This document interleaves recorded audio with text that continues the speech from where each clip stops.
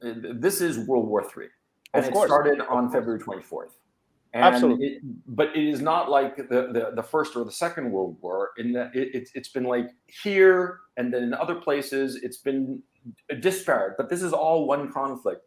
And what it is essentially, this global war that's taking place, is and this is why I find the whole thing so tragic. It's because the American leadership class is panicking over the fact that they are going to be just one more great power among three, or potentially four with India, depending, right? Or how you measure Europe, it doesn't matter. But you see what I mean? That's all the reasons for this war. Yes. Because, I mean, there is no geopolitical interest, like actual, tangible, near-term geopolitical interest for the Americans to have, gone into this shit show. I mean, there is, Gonzalo, sorry to interrupt you. Sure. Dismembering Russia, taking over all the natural resources, first with regime change, and then bringing back Russia to what it was during the 90s. This is their rationale.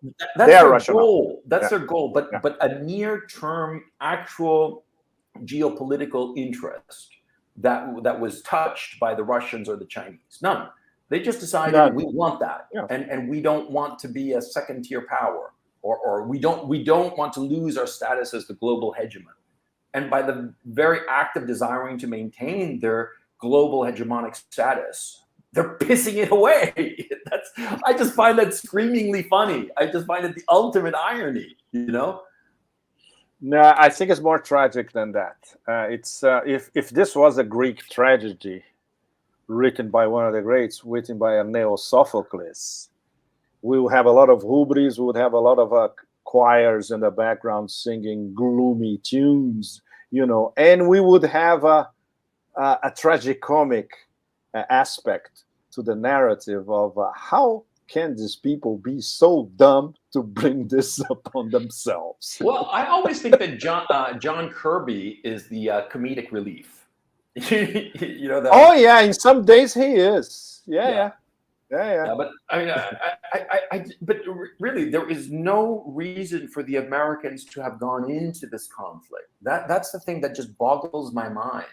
And they should have had the foresight to realize that by really just destabilizing the board, they were opening themselves to vulnerabilities that were obviously there, that have been there for, in certain cases, decades, insofar as deindustrialization is concerned. Insofar as the financial fragility, it has been in place since 2007, when they never fixed the banking in the United States. And they just put, they kept it up with spit and baling wire, as opposed to actually fixing the financial situation in the US and the Western economy. And so it's just like, how? Brian saved me. I'm like out of ideas. Hubris. That's the ancient Greeks still teach us everything. It's hubris, essentially. They're obsessed with hegemony. They were pursuing it at all costs.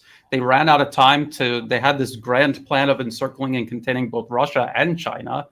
And they ran out of time, and the world has fundamentally changed. Technology, finances, in terms of military power, the playing field is leveling, and they are a small percentage of the global population trying to control the entire global population. It's implausible, it's impractical, and plus they're out of time, and so they're in a completely irrational, fantastical position, and everything they try to build on top of that is likewise going to be skewed further and further away from reality. So it's just going to get worse until they come up with a rational role for themselves on the global stage with everyone else, instead of trying to impose themselves upon everyone else.